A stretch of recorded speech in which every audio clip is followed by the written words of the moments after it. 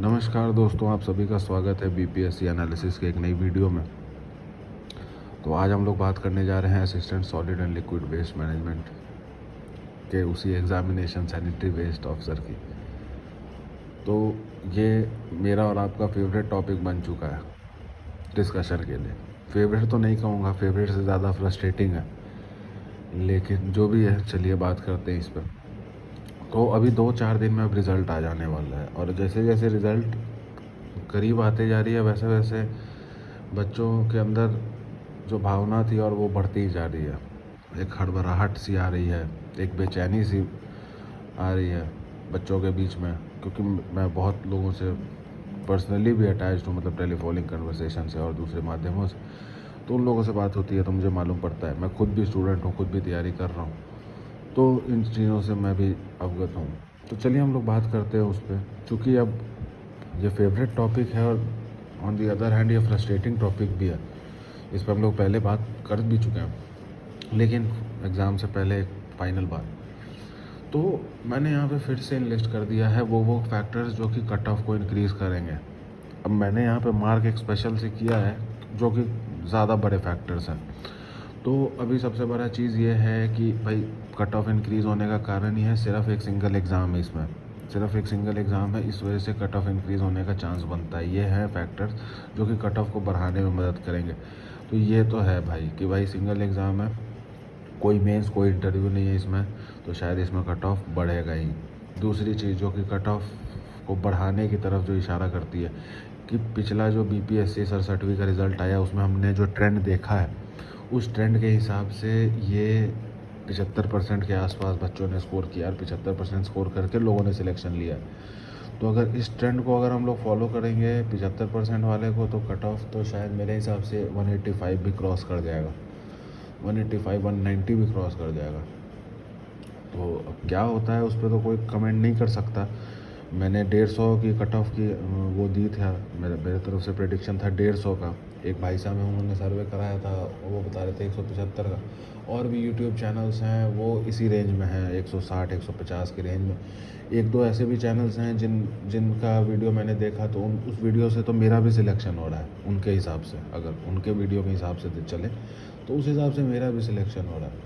तो ठीक है, जिसकी जो हर कोई का राइट है, आप लोग सब लोग अधिकारी बनने वाले हैं, आप लोग सबको मालूम है कि सबको फ्रीडम है अपने बातों को एक्सप्रेस करने का, राइट है अपनी बातों को आगे रखने का। तो ठीक है, सारे बच्चे रख रहे हैं अपनी बात, कोई दिक्कत नहीं होगी। तो 75% पिछला जो ट्रेंड गया। अब एक और जो तीसरा ऑप्शन है जिसकी वजह से, तीसरा जो चांस है जिसकी वजह से कट ऑफ बढ़ सकता है, वो है रिपीटेड क्वेश्चन।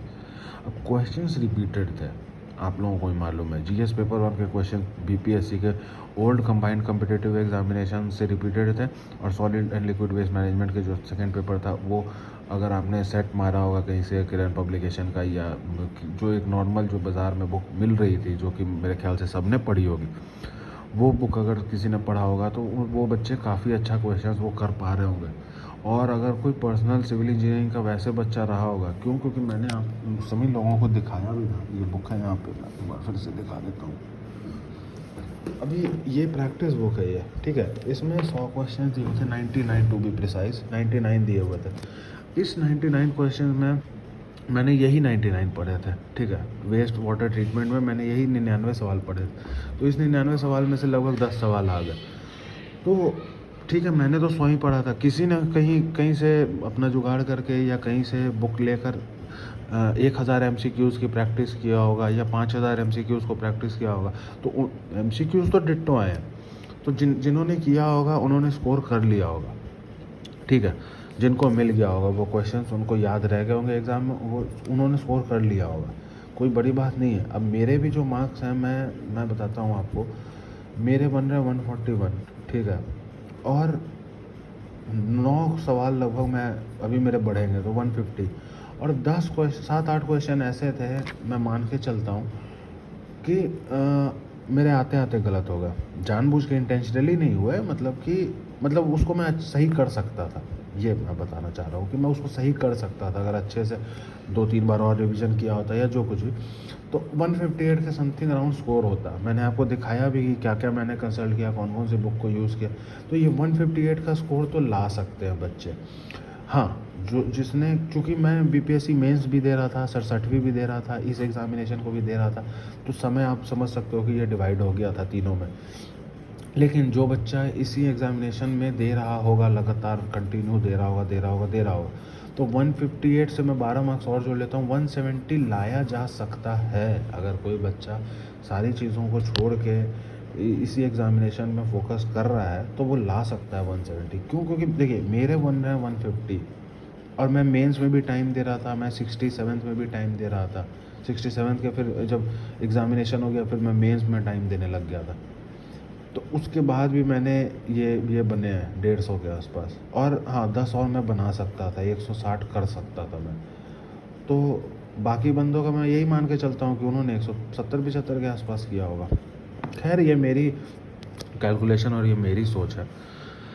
अब चलते हैं उन फैक्टर्स के बारे में बात करते हैं जिन फैक्टर्स की वजह से कट ऑफ डिक्रीज़ होगा, जिन फैक्टर्स की वजह से कट ऑफ घटेगा। अब आप सभी ये बात जानते हैं कि ये एग्ज़ामिनेशन पहली बार हो रही है, इसका कोई इस्टेब्लिश ट्रेंड नहीं था। इस्टेब्लिश ट्रेंड अगर आप ये बात कह भी रहे हो कि चलो हाँ क्वेश्चंस रिपीटेड थे, तो क्वेश्चंस रिपीटेड थे, हाँ ये बात को मैं मानता हूँ, बट किसी को मालूम नहीं थे कि वहाँ से आएंगे क्वेश्चंस।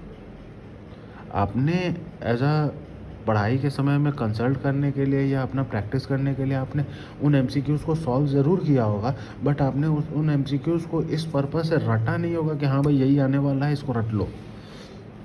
तो मैं दावे के साथ कह सकता हूँ, क्योंकि मैं और भी एग्ज़ामिनेशन देता हूँ और मुझे मालूम है, मैं दावे के साथ कह सकता हूँ कि अगर आपने 50 सवाल को पढ़ भी लिया होगा, जो कि एग्जैक्ट सेम आए क्वेश्चन पेपर में, उन 50 को पढ़ा भी होगा अगर सिंगल बार, तो आप 30 से ज़्यादा नहीं बना पाए होंगे। अगर आपने बार बार पढ़ा होगा 10 बार 15 बार, तो आपने शायद 45 बना दिया होगा 50 में। बट आप सोच रहे हो कि सिंगल रीडिंग आप करके जाओगे, ऐसे आपने पढ़ा, हाँ भाई ठीक है, हाँ भाई ठीक है, आगे पढ़ते गए। आप सिंगल रीडिंग में आप सोच लो कि आपके आ जाएंगे 50 में 45, ऐसा पॉसिबल ही नहीं है। किसी एग्ज़ाम में ऐसा पॉसिबल नहीं है। हाँ, बैंकिंग के एग्ज़ाम जिसमें रीजनिंग के एग्ज़ाम्स, मैथ्स जहाँ पे आप लोग बनाते हो, जो प्रैक्टिस की चीज़ है, उसमें पॉसिबल है, ठीक है कोई बात, बट इसमें नहीं है। तो चलिए, तो इसका कोई इस्टेब्लिश ट्रेंड नहीं था। दूसरी चीज़ कि सेकंड पेपर हिंदी में नहीं था। अब सेकंड पेपर हिंदी में ना होने की वजह से, चलो ठीक है, बीआर के जो बच्चे होते हैं, ईवीएस के भी जो मोटा मोटी बच्चे होते हैं, और सिविल इंजीनियरिंग के जो बच्चे होते हैं, वो मोटा मोटी ये बच्चे इंग्लिश में ही इनका कोर्स डिज़ाइंड होता है। मोटा मोटी कह रहा हूँ मैं, अब कोई आदमी आप लोग अपने ऊपर पर्सनल मत लेगा। अब सेकंड पेपर हिंदी में नहीं था। केमिस्ट्री वाले 80 to 85, मैं, ये आंकड़ा ज़्यादा भी हो सकता है, कम तो नहीं ही होगा, ज़्यादा भी हो सकता है, 90 अराउंड 90 भी हो सकता है। तो ये बच्चे तो वैसे ही डिस्क्वालीफाई हो गए, केमिस्ट्री वाले बच्चे, क्योंकि इन्होंने पढ़ाई हिंदी में की हुई थी। अब मैं आपको प्रीवियस वीडियोस में भी बता चुका हूँ कि हिंदी के शब्द को, अगर चलो इंग्लिश के शब्द को आप हिंदी में ट्रांसलेट नहीं कर सकते, चलो जो नॉर्मल ये सब जो बुक होती है, सब जनरल की जो बुक है, इनका आप कर दोगे। पॉलिटिकल पार्टी को आप कर दिया कि हाँ भाई आप कोई भी चीज़ को कर दोगे, पावर, ये सब चीज़ को कर दोगे, लेकिन जो टेक्निकल टर्म्स हैं, जैसे टेक्निकल टर्म्स हो गया, trickling filter, oxidation point, oxidation ditch, तो इसका क्या होता है हिंदी? आप लोग बताएं मुझे, क्या होता है हिंदी, किसी को आता हो तो। और ऐसा नहीं है कि ये हिंदी वाले एलिमिनेट होगा, अगर ये पेपर हिंदी में आ जाता तो हम जैसे जो इंग्लिश वाले जो आप लोग भी हैं, आप लोग एलिमिनेट हो जाते फिर, क्योंकि हमें नहीं पता हिंदी क्या है, ट्रिकलिंग फिल्टर का हिंदी क्या है, वो क्या है, तो हमें पता ही नहीं लगता, ऑप्शन अंदाज से मारना पड़ता। तो हिंदी वाले विद्यार्थियों ने भी अंदाज से ही ये पेपर किया है, मतलब अंदाज से अपने जो सही लगा उनको। तो केमिस्ट्री वाले तो मैक्सिमम बच्चे आउट हो गए। अब सिविल इंजीनियरिंग वाले भी बच्चे बहुत सारे आउट हो गए, क्योंकि वो एई के एग्ज़ाम में लगे हुए थे। बहुत सारे बच्चे सिविल इंजीनियरिंग के जो ब्राइट स्टूडेंट्स हैं, जो वाकई में जो ब्राइट स्टूडेंट्स हैं, वो लगे हुए थे। अच्छा, फिर जेई के एग्ज़ाम था 14 नवंबर को। मैं जेई के एग्ज़ाम को उतना वेटेज नहीं देता हूँ, बट हाँ कुछ बच्चा तो इसने भी खींचे ही होंगे।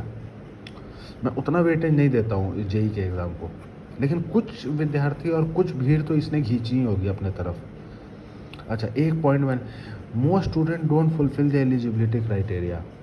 अब मैक्सिमम स्टूडेंट्स यहाँ पे एलिजिबिलिटी क्राइटेरिया ही नहीं फुलफ़िल कर रहे हैं। बहुत सारे स्टूडेंट्स हैं मेरे पर्सनल, जो भी मतलब मेरी जिन लोगों से बात हुई है, उसमें वो विद्यार्थी ऐसे हैं, जिन, मैं नाम नहीं लूँगा, बट वो विद्यार्थी ऐसे हैं जिनके हाईएस्ट मार्क्स हैं, हाईएस्ट। और मैं चाहता भी हूँ कि वो विद्यार्थी हों सिलेक्ट, क्योंकि वो डिज़र्व करते हैं। कोई बंदा 100 150 लाकर सेलेक्ट होगा और कोई बंदा 175 और 177 लाकर रिजेक्ट होगा, ये तो गलत बात है, मैं मानता हूँ। लेकिन आप एलिजिबिलिटी क्राइटेरिया फुलफिल ही नहीं कर पा रहे हैं, तो फिर उसमें हम क्या कर सकते हैं या आयोग क्या कर सकती है, कोई क्या कर सकता है? आप वाकई में डिज़र्विंग हैं, आप 180 ला रहे हैं, लड़के 140-50 ला रहे हैं, तो आप तो सही में डिज़र्विंग हैं इस जॉब के लिए। बट एलिजिबिलिटी क्राइटेरिया भी तो कोई चीज़ होती है ना। खैर उस पर मैं पर्सनली, क्योंकि लोग फिर सोचने लगते हैं कि भाई मैं किसी पर्सनली टारगेट कर रहा हूँ, नहीं ऐसा कुछ भी नहीं है। मैं जनरल बात कर रहा हूँ, सबके लिए कर रहा हूँ। ये सारे नियम मेरे ऊपर भी लागू होते हैं, ऐसा नहीं है कि मैंने ये बता दिया आपको मेरे ऊपर नहीं, ये सारे नियम मेरे ऊपर भी लागू होते हैं।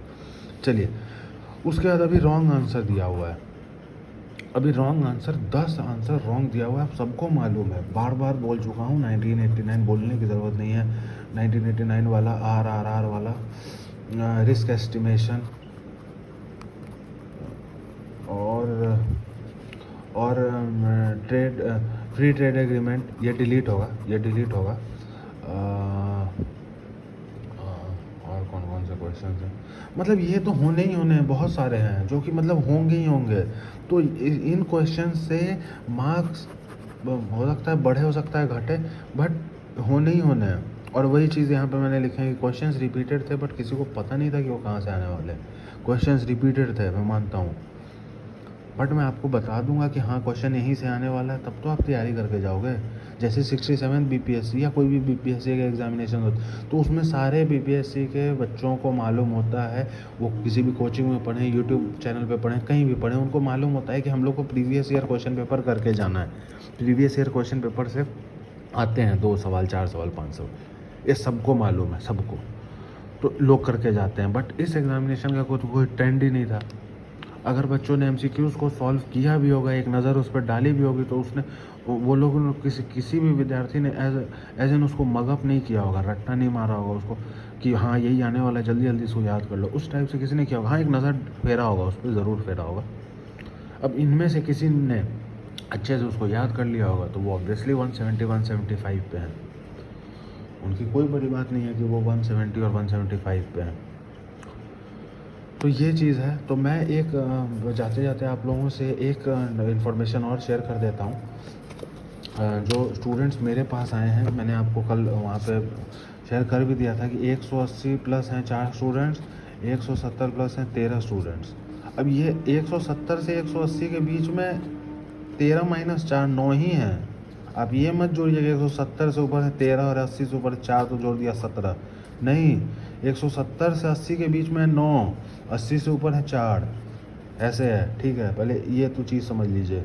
एक दूसरी चीज़, मैंने और भी वीडियोस में बात की है, तो हाईएस्ट मार्क्स जो मेरा पर्सनल जो ग्रुप है वो है 25 प्लस लोगों का, ठीक है, 25 प्लस लोगों का है, जिसमें से 10 को मैं पर्सनली जानता हूँ और 15 को मैं जान गया हूँ अभी टेलीफोनिक कन्वर्सेशन के थ्रू। ये सभी स्टूडेंट्स हैं जिन्होंने असिस्टेंट सैनिटरी वेस्ट मैनेजमेंट की एग्ज़ाम दी है। ये 25 विद्यार्थी, 10 को मैं पर्सनली जानता हूँ, 15 को अभी हाल फिलहाल में पिछले 1 महीने में जाना हूँ। अब इन 25 बच्चों का रिजल्ट डेटा दे देता हूँ आपको, इसलिए बता रहा था ये सब बातें। इसमें हाईएस्ट है 170 मार्क्स लाकर शशिकांत जी हाईएस्ट पे हैं बॉयज़ में। ये हैं हाईएस्ट शशिकांत जी 170 मार्क्स पे।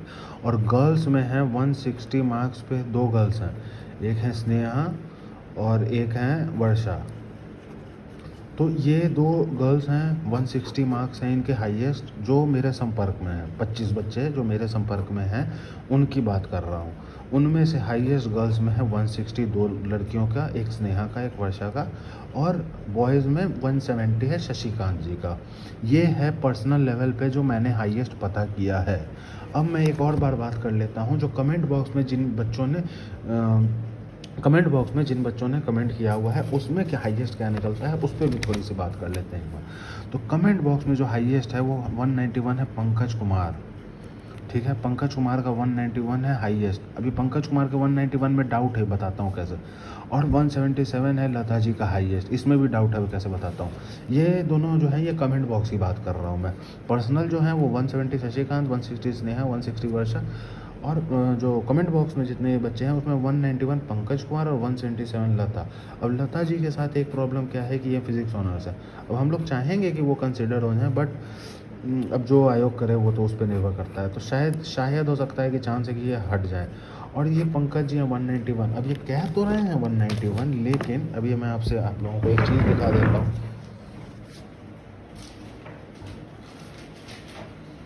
एक मिनट।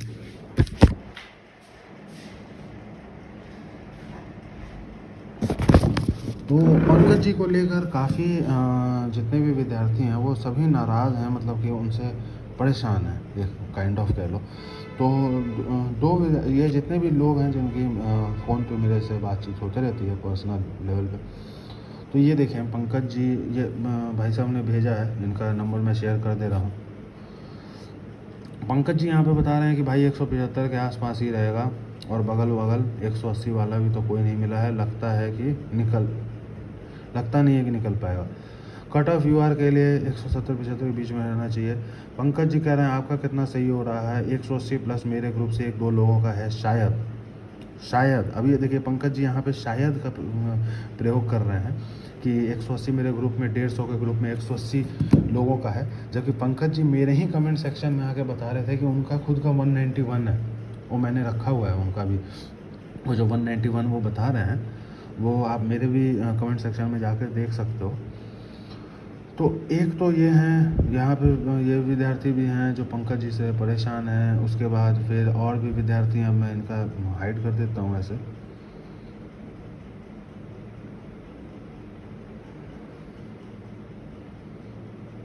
अब जिनका नंबर आपको दिख भी गया है तो भाई इनको पर्सनल लेवल पे आप लोग परेशान मत करने लगिएगा कॉल कर के, क्योंकि ये जो जिनका भी नंबर मैंने दिखा दिया इनसे मैंने पूछा नहीं है, मतलब इनसे इजाज़त नहीं ली है वीडियो बनाने से पहले। तो इन नंबरों पे आप लोग परेशान मत कीजिएगा, रिक्वेस्ट है आप लोगों से। इन्होंने मेरे से नॉर्मल बात की, आपके सर्कल में कितने हाई स्कोर हैं। मैंने उनको भी यही बात बताई कि भाई 25 लोगों से बात हुई है, 170 हाईएस्ट है। शशिकांत जी आज सुबह की बात है, और 161 है स्नेहा और वर्षा। फिर 191 है पंकज। जो कमेंट मैंने इनको भी वही बात बताई कि जो कमेंट बॉक्स में आए हैं वो उसमें 191 है पंकज कुमार, और गर्ल्स में 177 है लता जी। इन्होंने पूछा मेरे से कट ऑफ का क्या चांस है, तो अब देख लीजिए। अब ये भाई साहब कह रहे हैं पंकज भाई को हम जानते हैं, बकचोद है, डरे नहीं। तो ये पंकज जी का गलत फीडबैक आ रहा है हर जगह से। और भी ग्रुप्स हैं सैनिटरी के, टेलीग्राम पे ग्रुप्स हैं, और भी जगह ग्रुप्स हैं, तो उन जगह पे भी वो पंकज जी अपना कुछ बता रहे थे। ठीक है, उनका वो होगा 191 बता रहे हैं वो। तो अभी तक मेरे पर्सनल एक्सपीरियंस में ये हाईएस्ट है 191, जितने लोगों से बात किया है मैंने। और दूसरे कमेंट बॉक्स में भी, जो दूसरे के कमेंट बॉक्स में मैं गया हूँ, दूसरे बच्चों के दूसरे यूट्यूब चैनल्स के कमेंट बॉक्स में गया हूँ, उसमें भी मोटा मोटी ये हाईएस्ट ही है 191। और ये पंकज जी की बात इनके दोस्तों को भी नहीं पच रही है। तो अब देखते हैं क्या होता है, पता नहीं छात्र ऐसा झूठ क्यों बोल रहे हैं। अगर उनका हो रहा है सिलेक्शन तो वेल एंड गुड भाई, आप अपनी खुशी अपने तक रखें, खुशी बांटें लोगों से ऑब्वियसली, बट ऐसे अफवाहें ना फैलाएं। तो चलिए मिलते हैं अगली वीडियो में। आशा करता हूँ कि ये वीडियो आपको पसंद आई होगी। इस चैनल को आप लोग सब्सक्राइब करें आगे इसी तरह की अपडेट्स के लिए। इस वीडियो को लाइक करें, अपने दोस्तों के साथ शेयर करें। एंड काफ़ी मेहनत लगती है वीडियो, आप लोग से एक रिक्वेस्ट फिर से दोबारा कहना चाहूँगा, काफ़ी मेहनत लगती है वीडियो बनाने में। अभी आप लोग देख रहे हो मैंने एक हाथ से फ़ोन पकड़ा हुआ है, दूसरे हाथ से मैं बाकी चीज़ें कंसल्ट कर रहा हूँ। एंड अनकट वीडियो बनाया, मैं अनकट ही बनाता हूँ जनरली। अनकट वीडियो बनाया है, लगभग 19-20 मिनट होने जा रहे हैं। तो जब से लगातार फ़ोन हाथ में ही पकड़ा हुआ है, तो मैं आशा करता हूँ कि आपको वीडियो अच्छी लग रही होंगी। एंड प्लीज़ आप लोगों सभी लोगों से रिक्वेस्ट है कि इस चैनल को सब्सक्राइब करें। चलिए मिलते हैं अगली वीडियो में, तब तक के लिए बाय बाय।